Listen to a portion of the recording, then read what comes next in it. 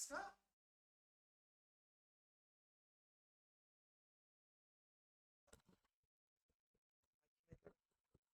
चलो ठीक है। तो उस टाइम के लोग को ये जो चीज था वो पल्ले ही नहीं पड़ता था कि मैथ और स्टैट्स आप कैसे यूज कर सकते हैं इस चीज में, बायोलॉजी में। ठीक है, उसके बाद क्या क्या चीज था, इन्होंने बोला कि कोई कारण है जिसके कारण ये सारी चीजें हो रही हैं। उन्होंने कारण को फैक्टर बोला।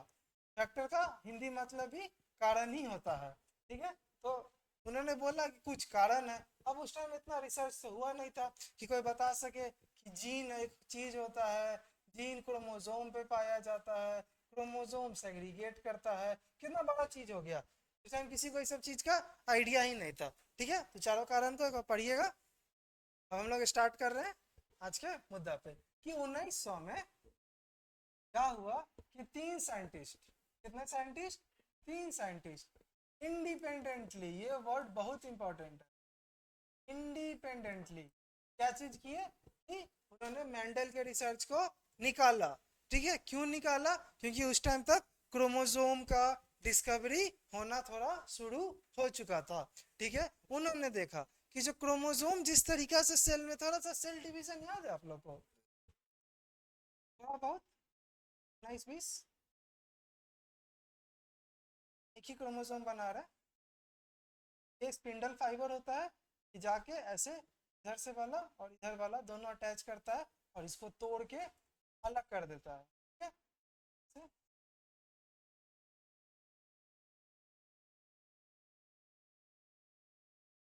ऐसे इसको पकड़ के खींच के अलग कर देता है। ठीक है, इसको हम लोग सेल डिवीजन बोलते हैं। ये किस में होता है, माइटोसिस में।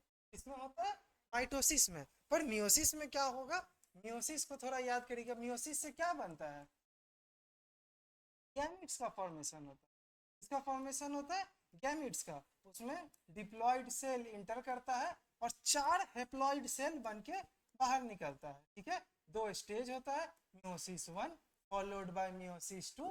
उसके बाद क्या होता है, सेल का डिवीजन हो जाता है। तो इसमें होता क्या चीज है कि मानो ये एक सेल है और ये दो गो होमोलोगस क्रोमोसोम है। होमोलोगस मतलब समझ में आ रहा है ना, एक क्रोमोसोम का दूसरा पेयर। ठीक है, और यहाँ पे क्या होगा हम लोग का, सेंट्रियोस इसको पकड़ के अपने तरफ खींचेगा और क्या होगा, जो सेल बनेगा उसमें एक में एक पेयर ऑफ क्रोमोसोम पाया जाएगा और दूसरे में दूसरा पेयर ऑफ क्रोमोसोम। फिर इन लोग दोबारा डिवाइड करके इस टाइप का चीज में आ जाता है। ठीक है, यहाँ तो अमाउंट ऑफ क्रोमोसोम डबल है ना, देख रहे हैं ना, चार डंटी बना हुआ है। ठीक है, समझ में आता है कि नहीं, तुम लोग लगता है 11 थोड़ा वीक रह गया, थोड़ा नहीं काफी वीक रह गया है ना। ये तो सबसे बेसिक सबसे इजी चीज है। किसी बच्चा को कुछ याद नहीं रहे, मियोसिस माइटोसिस इसलिए याद होता है क्योंकि जस्ट 10th पास करके आता है और 11th में सबसे पहले टीचर एक तो सेल पढ़ाता है और उसके बाद सेल डिवीजन पढ़ाता है। ठीक है, तो सबको याद हो ही जाता है। उसके बाद इतना कंटेंट आ जाता है कि लोग भूल जाते हैं। आप लोग पढ़े ही नहीं थे क्या, सेल सेल डिवीजन, चलिए कोई बात नहीं। तो यहाँ तक चीज समझ में आई कि क्या हुआ था, क्रोमोसोम का डिस्कवरी होना। ठीक है, तो तीन साइंटिस्ट का नाम क्या था, देखिए बताओ, हुगो डी वेरी, और दूसरा का नाम था कोरेन, और तीसरा का नाम था ट्रेंसमार्क। ठीक है, ट्रेंसमार्क। ठीक है, अब होता क्या चीज है, अब जैसे जैसे टाइम इवॉल्व होते गया, चीजें एडवांस होती गई। ठीक है, जो था एडवांस माइक्रोस्कोप्स का फॉर्मेशन होने लगा। तो उन्होंने सेल डिवीजन की स्टडी करी। इसकी स्टडी करी, सेल डिवीजन की। उन्होंने सेल डिवीजन को स्टडी किया। जब जब उन्होंने जब सेल डिवीजन का स्टडी कर रहे थे तो उनको पता चला कि जो हम लोग के पास जो न्यूक्लियस है उसमें क्या होता है, जो डबल मेम्ब्रेन बॉन्डेड न्यूक्लियस है उसके अंदर जो है क्रोमैटिन्स पाए जाते हैं। क्या पाए जाते हैं, क्रोमैटिन्स पाए जाते हैं। ये न्यूक्लियस है, इसके अंदर क्रोमैटिन और जेनेटिक मटेरियल पाए जाते हैं। तो जब सेल डिवीजन का जब पढ़ाई करिएगा ना, तो नॉर्मल जो सेल जो होता है वो इस तरीका से उसके अंदर जेनेटिक मटेरियल होता है। अभी ऐसे उल देखे हैं, ठंडी के टाइम में जैसे बनाया जाता है तो कैसे बॉल के फॉर्म में प्रेजेंट होता है, उसका धागा को खींचेगा तो कितना दूर तक खींचा जाता है, पर समेटने पे इतना छोटा सा हो जाता है। वही यहाँ पर भी होता है, पूरा जेनेटिक मटेरियल इस तरीका से प्रेजेंट होता है। पर जब सेल को डिवाइड करना होता है तो ये सारा चीज ना कंडेंसेट होता है। कंडेंसेशन के कारण क्रोमोसोम का फॉर्मेशन होता है। इस टाइप से क्या होता है, क्रोमोसोम का फॉर्मेशन होता है। और क्रोमोसोम सबसे अच्छा किस स्टेज में दिखता है, मेटाफेज में। इसमें दिखता है मेटाफेज में। सबसे सुंदर एकदम पूरा तुमको ऐसे दिखने को मिलेगा, सेंटर पे लाइन होता है पूरा एकदम न्यूक्लियस के बीचों बीच सारा क्रोमोसोम अलाइन होता है। तो उन्होंने देखा कि सेल डिवीजन था, उन्होंने क्रोमोसोम को जाना, क्रोमोसोम का कैसे पता चला, इसको स्टेन किया गया। ठीक है, स्टेन करने के बाद इसकी स्टडी की गई और क्रोमोसोम को जाना गया कि जो मेंडल साहब जो कभी फैक्टर जिस चीज को कहा करते थे कि गैमीट फॉर्मेशन में जो फैक्टर है वो इंडिपेंडेंटली अलग होते हैं, पता है ना कैसे होते हैं, इंडिपेंडेंटली अलग होते हैं। तो उन्होंने देखा कि क्रोमोसोम भी टूट रहा है तो इंडिपेंडेंटली टूट रहा है। तो उन्होंने क्रोमोसोम, जीन और फैक्टर को बोला कि वो एक ही चीज है। ठीक है, फिर बाद में चीज चली, धीरे धीरे चीजों को समझी, मियोसिस पे पढ़ाई चला। फिर दो साइंटिस्ट सॉल्टन और बेवोरी, इसको स्टार मार्क लगा लीजिए, ये नाम बार बार पूछता है। यही जो थे वो क्रोमोसोमल थ्योरी ऑफ इनहेरिटेंस को दिए थे। कौन थे साइंटिस्ट, सॉल्टन और विवोरी। ठीक है, उन्होंने क्या देखा, जो क्रोमोसोम का जो बिहेवियर है वो एकदम पैरेलल है किसके, बिहेवियर ऑफ जीन के। ठीक है, और जो क्रोमोसोम का मूवमेंट था उसे वो मेंडल का जो एक्सपेरिमेंट थे उसको वो समझाने की कोशिश किए। ठीक है, उसको वो समझाने की कोशिश किए। उन्होंने भी बोला कि जैसे कि क्रोमोसोम जो होगा वो हमेशा, मेंडल साहब क्या कहते हैं, जो फैक्टर है जो जीन है वो पेयर में पाया जाएगा। ठीक है, किसमें पाया जा रहा था, पेयर में पाया जा रहा था। इन लोग भी जाने कि क्रोमोसोम भी तो पेयर में पाया जा रहा है, क्रोमोसोम भी तो 2n के कंडीशन में पाया जा रहा है। ठीक है, फिर दो एलील जो होते हैं, मतलब दो एलील करने का मतलब जैसे कि ये जो थे वो एलील थे, क्या थे, एलील थे। मतलब ये जो एलील होगा, मानते हैं एक क्रोमोसोम के यहाँ पे प्रेजेंट है, और मानो ये जो है वो फर्स्ट क्रोमोसोम पे प्रेजेंट है, तो सेम जो इसका दूसरा पेयर ऑफ एलील होगा वो होमोलोगस क्रोमोसोम के यहाँ पे प्रेजेंट होगा। ठीक है, समझे, एलील जो होगा वो उसको जब देखा गया तो होमोलोगस क्रोमोसोम के पेयर पे वो चीजें मिली। मतलब ये जो था उस पर बड़ा वाला टी था और उसका जो पार्टनर था जो होमोलोगस पेयर था उसमें छोटा वाला टी मिला। तो फिर अगर टीटी का कॉम्बिनेशन होगा तो एक क्रोमोसोम पे ये टी, दूसरा क्रोमोसोम पे ये टी। अगर टीटी का कॉम्बिनेशन मिला तो एक पे ये, दूसरे पे ये, जो भी पेयर ऑफ एलील्स होगा वो इसी तरीका से प्रेजेंट था। ठीक है, उसको एक और रीड करिए जल्दी से।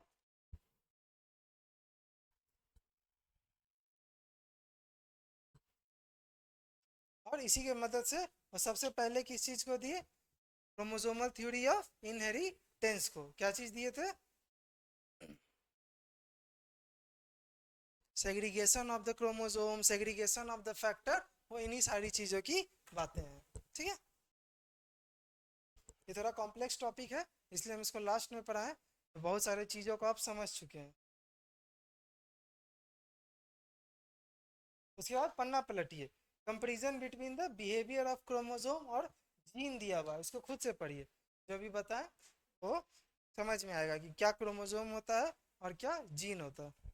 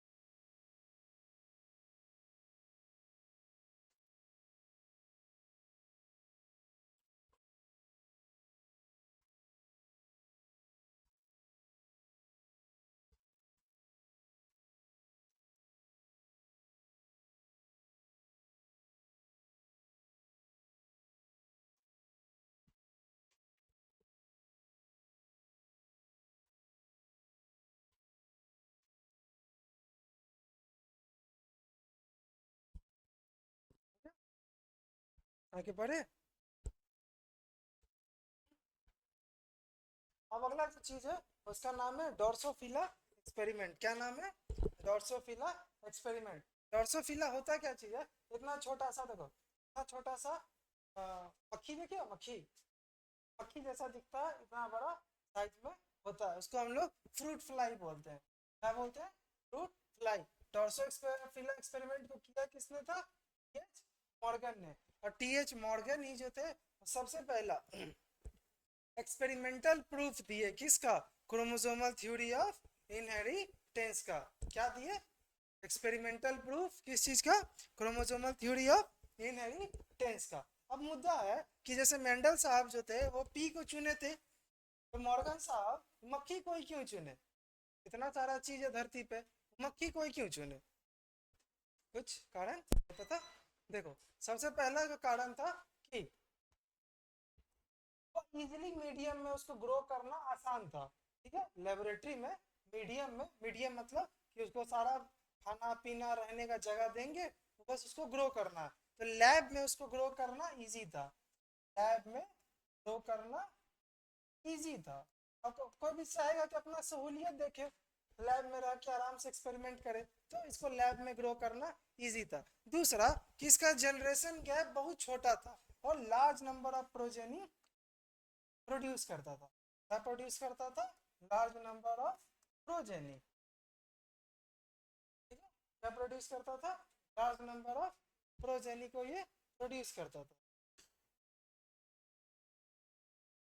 अब हम लोग इस चीज को समझते हैं कि लार्ज नंबर ऑफ प्रोजेनी को वो बनाता था। साथ में साथ जो था उसका जो बाहर का जो फिजिकल कैरेक्टर था, जो फिनोटाइप कैरेक्टर था, वो इजीली एब्जॉर्बेबल था लो पावर माइक्रोस्कोप में, कि उसको देखने के लिए उतना ताम झाम नहीं करना पड़ता था। सीधा माइक्रोस्कोप में डालिए और जो भी फीचर का स्टडी करना है उसको आराम से हम लोग स्टडी कर सकते थे। ठीक है, आराम से लो पावर माइक्रोस्कोप में उसको देखा जा सकता था और एक क्लियर डिफ्रेंसिएशन था कि आराम से हम लोग जो है डिफ्रेंशिएट कर सकते थे कि ये मेल है और ये फीमेल है। ठीक है, ये सबसे इंपॉर्टेंट चीज था, मेल और फीमेल में डिफ्रेंशिएट करना बहुत आसान हुआ करता था। ठीक है, ये चारों कारण था। जल्दी से ड्रोसोफिला एक्सपेरिमेंट को पढ़िए।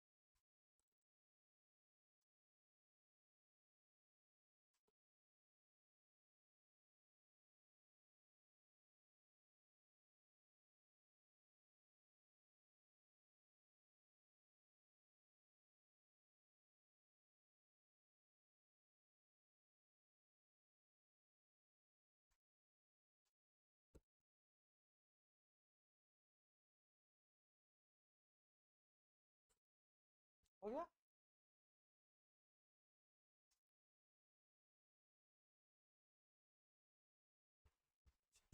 हो गया पक्का?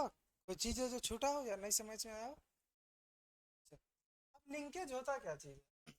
तो लिंकेज नाम से पता चल रहा है, दो चीज एक दूसरे से बहुत अच्छे तरीका से जुड़ा हुआ हो। जैसे तुम्हारे भाई से अच्छा लिंकेज होगा, घर वालों से अच्छा लिंकेज होता है। तो लिंकेज मतलब होता क्या चीज है?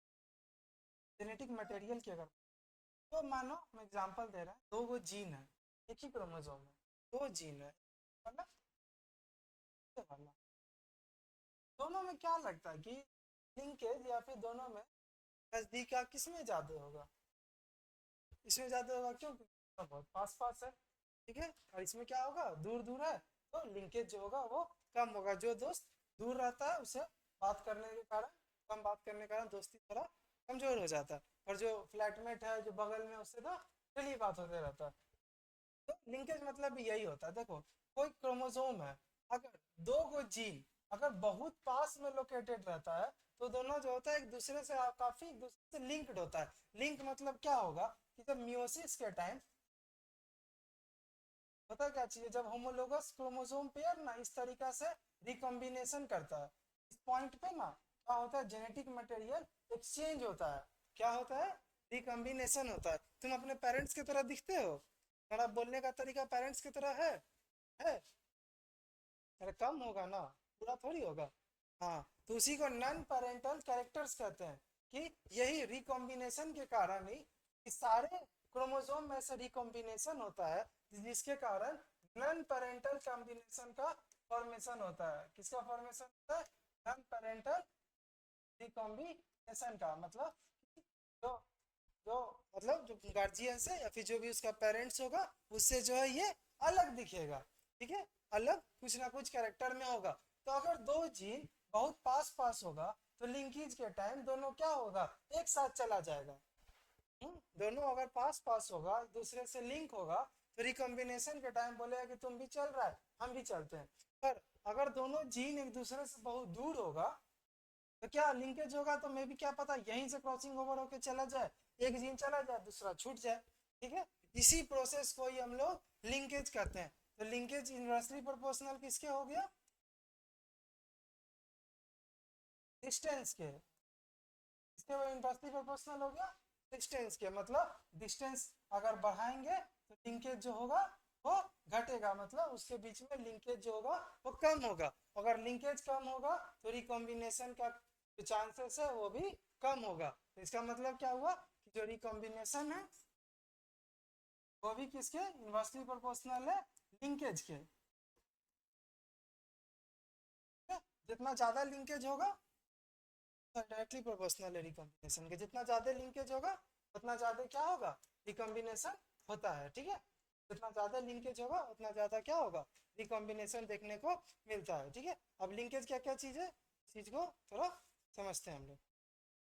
देखिए क्या क्या बुक में लिखा हुआ कि मॉर्गन जो थे वो सबसे पहले इस क्रोमोसोम को जब स्टडी किए तो पाया जाना था कि नॉर्मल जो डाई हाइब्रिड क्रॉस होता है ना उसका रेशियो 9:3:3:1 आता है। और जब मेंडल साहब जब अपना डाई हाइब्रिड क्रॉस किए तो उसका जो रेशियो था वो 9:3:3:1 से बदल गया। तो बदला क्यों? क्योंकि कुछ जीन जो थे वो लिंक्ड थे, लिंक होने के कारण वो चले गए तो जो कॉम्बिनेशन दिखना चाहिए वो कॉम्बिनेशन नहीं दिखता है।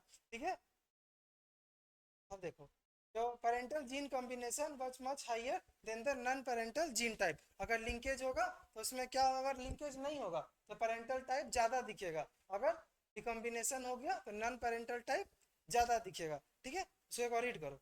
टर्म रिकॉम्बिनेशन क्या दिखाता है? Describe the generation of non parental gene combination.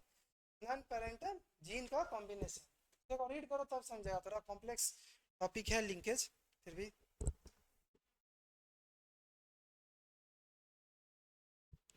ये क्या लिखा हुआ है? Morgan found that even when the genes were grouped on the same chromosome, कुछ जीन जो थे वो टाइटली लिंक्ड थे जबकि कुछ जो थे वो लूजली लिंक्ड थे। ठीक है, कुछ जो थे वो लूजली लिंक्ड थे।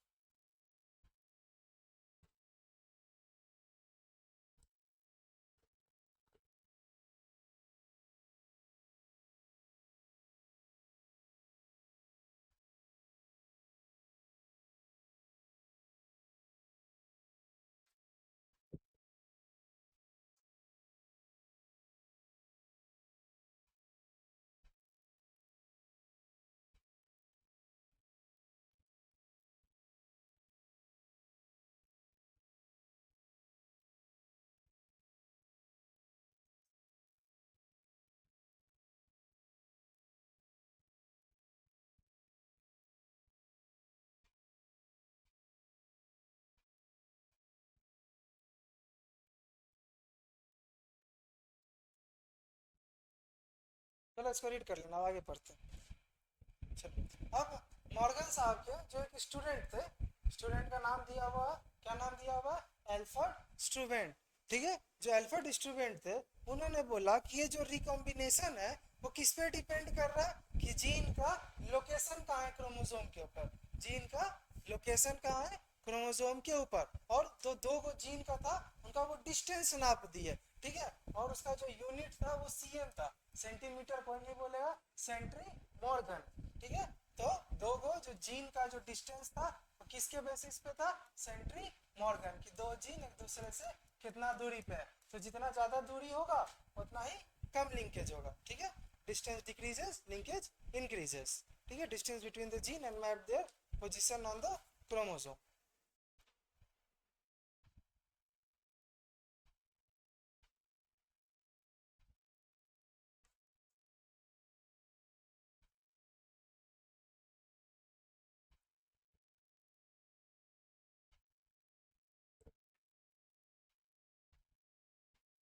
और फिर हुआ क्या चीज? जेनेटिक्स 2 में तुम लोग पढ़ोगे एक human genome project. Human genome project को स्टार्ट करने से पहले सबसे पहले इसी जेनेटिक मैप को समझा गया। उसके बाद जो क्रोमोसोम था उसका रीडिंग शुरू किया गया। उसमें पूरा जो हम लोग का 2.2 मीटर का जो डीएनए है उसके पूरे स्ट्रेच को रीड किया गया कोडॉन के फॉर्म में। 3 पेयर में कोडॉन पाया जाता है, तो पूरे पेयर को रीड किया गया। उसके बाद उसको स्टोर कर लिया गया, उससे अलग अलग चीजें में परफॉर्म होती हैं।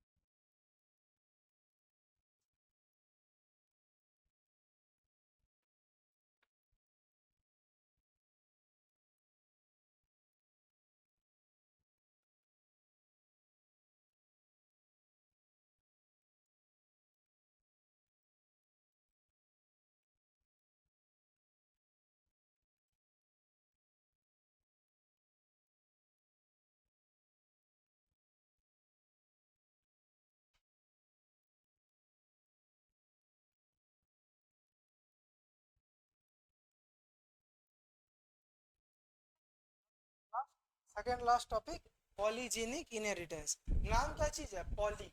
पॉली मतलब बहुत सारा, जीन मतलब जेनेटिक मटेरियल। तो देखो, अगर कोई कैरेक्टर अगर बहुत सारा जीन मिलके कंट्रोल कर रहा है तो उसको हम लोग पॉलीजेनिक इनहेरिटेंस कहते हैं। तो अगर कोई एक कैरेक्टर को बहुत सारा जीन, मतलब कोई एक फिनोटाइपिक कैरेक्टर है, उसको अगर बहुत सारा जीन मिलके रेगुलेट करेगा उसको हम लोग पॉलीजेनिक इनहेरिटेंस बोलेंगे। इसका सबसे अच्छा एग्जांपल है ह्यूमन का स्किन कलर।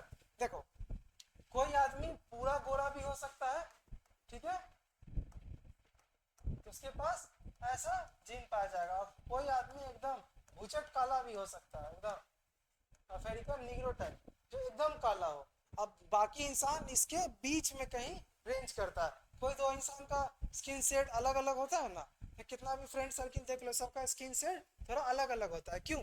फिर हेयर का कलर हो गया, तो इस सब के कारण क्या होता है? Polygenic inheritance. देख लो, बहुत सारा जीन इन्वॉल्व है। ठीक है, अब इसका अलग अलग कॉम्बिनेशन बन सकता है। अब ये अलग अलग कॉम्बिनेशन साथ में इन्वायरमेंटल फैक्टर।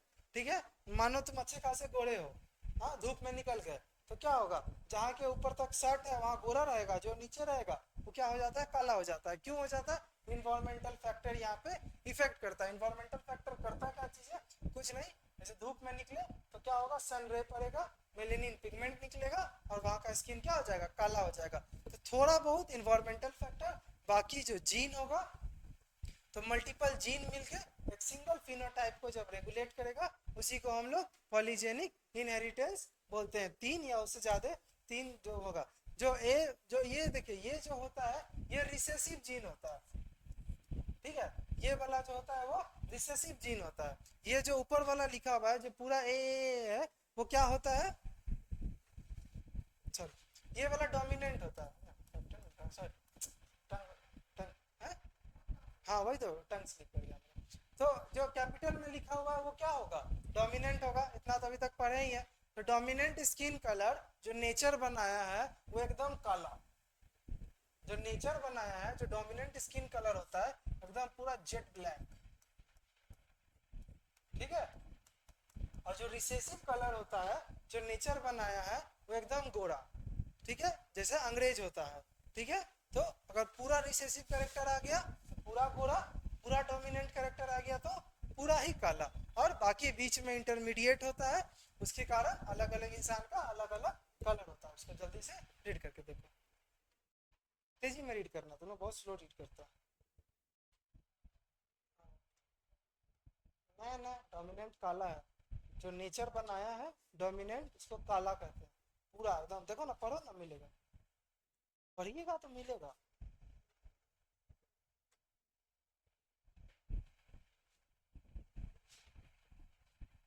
अंग्रेज का कलर रिसेसिव कलर।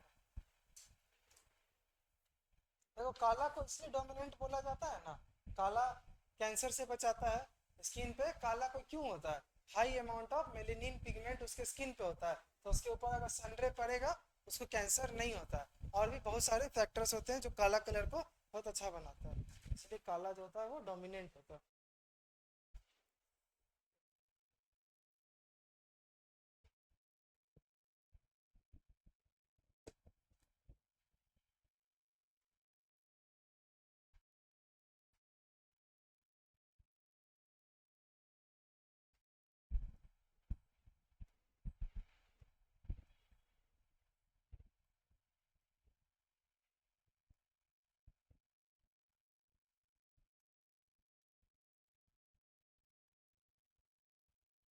ठीक है,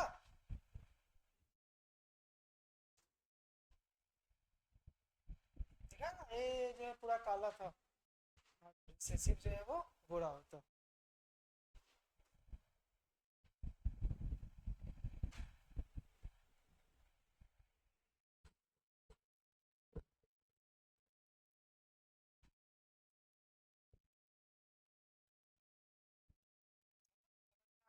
डाउट खत्म। अच्छा, अब लास्ट है प्लियोट्रॉपी, पॉलीजेनिक इनहेरिटेंस का उल्टा भाई। इसमें एक जीन जो होगा वो बहुत सारा फिनोटाइपिक कैरेक्टर के लिए जिम्मेवार होगा, ठीक है। एक कोई जीन होगा वो बहुत ज्यादा फिनोटाइपिक कैरेक्टर, दो या दो से ज्यादा फिनोटाइपिक कैरेक्टर को दिखाने के लिए जिम्मेवार होगा। इसका जो सबसे परफेक्ट एग्जांपल जो आपके बुक में दिया हुआ है वो फिनाइल कीटोनूरिया। जब डिजीज पढ़ा रहे थे तो बताए थे ना, फिनाइल जो PHY होता है, क्या चीज, फिनाइल एलेनिन जो होता है उसको कन्वर्ट होना होता है ट्रायोसिन में। किसमें कन्वर्ट होता है? ट्रायोसिन में, in the presence of an enzyme. बताओ, फिनाइल एलेनिन हाइड्रोजिनेस, क्या नाम होता है एंजाइम का? Phenylalanine hydroxylase. क्या होता है? फिनाइल एलेनिन हाइड्रो ऑक्सीलेस, तुम प्रोनाउंस करो तो, फिनाइल एलिनीन हाइड्रो ऑक्सीजिलेस। हाँ ठीक है, प्रोनाउंस कर लोगे तो वही इंजाइम होता है। इंजाइम का नाम अभी के लिए तो याद नहीं करो, तो नीट में पूछ देता है कि कौन सा इंजाइम होता है, बोले था ना, कहीं बुक में लिखा हुआ तुम लोग को मिलेगा इंजाइम का नाम। तो यही इंजाइम के कारण जो होता है ना, ये ट्रायोसिन में कन्वर्ट होता है। अब किसी भी कारण से ये इंजाइम का फॉर्मेशन जो था वो बंद कर दिया, ठीक है। फिनाइल कीटोनूरिया में यही होता है। तब ये जो फिनाइल एलेनिन था इसको यहाँ जाना था, ये गया नहीं, तो करता क्या चीज है, वो बॉडी में कन्वर्ट होना शुरू हो जाता है। किसमें? फिनाइल पायरुविक एसिड में। किसमें कन्वर्ट हो जाता है? पायरुविक एसिड में। अब ये जो एसिड होता है ये किडनी से जल्दी निकलता नहीं है, इसका किडनी में एब्जॉर्प्शन, हम लोग के बॉडी में जो मोस्टली जो हम लोग ड्रग खाते हैं या फिर कोई भी चीज खाते हैं उसका एक्सक्रीशन या तो किडनी से होता है या तो लीवर के थ्रू होता है। किसके थ्रू? अरे बाप रे, इतना खराब लीवर बना, ठीक है, लीवर के थ्रू होता है, ठीक है। या तो किडनी से निकलेगा या तो लीवर से निकलता है बाइल के साथ। तो क्या होगा, इसका फिनाइल एलेनिन नहीं निकल पाता, तो बॉडी में तो बन गया है, तो क्या करेगा बता देना कि स्किन सरफेस पे जाके डिपॉजिट होना शुरू करेगा, हेयर में जाके डिपॉजिट होना शुरू करेगा, और ब्रेन में जाके डिपॉजिट होना शुरू करेगा। तो स्किन पे अगर डिपॉजिट होगा तो स्किन का जो टेक्सचर है वो खराब कर देगा, हेयर में डिपॉजिट होगा तो बाल झड़ने लगेगा, और ब्रेन में डिपॉजिट होगा तो आदमी पागल हो जाएगा, मेंटली रिटार्डेड हो जाता है। तो एक ही जीन था ना जो इंजाइम को बनाना था, और एक जीन कितना सारा चीज कर दिया, स्किन भी खराब कर दिया, हेयर भी लॉस करा दिया। हाँ, उसके बाद बचा क्या, तो आदमी पागल भी हो गया, मतलब मेंटली रिटार्डेड हो गया। तो एक जीन तीन सारा कैरेक्टर को बनाया, इसी को प्लीयोट्रॉपिक जीन बोलते हैं। और ये चैप्टर आपका मेरे साइड से खत्म, बस एक डाई हाइब्रिड क्रॉस बचा है, उसको नेक्स्ट क्लास में शिद्दत से बताएंगे। फिर नया चैप्टर जेनेटिक्स 2 स्टार्ट करेंगे, क्योंकि वो थोड़ा बड़ा है। ठीक है, डाई हाइब्रिड क्रॉस में बस क्या ले रहे हैं, क्या रेशियो आ रहा है, उतना ही इंपॉर्टेंट है। फालतू का उसमें दिमाग नहीं लगाना है, क्वेश्चन नहीं पूछता है डाई हाइब्रिड क्रॉस से ज़्यादा।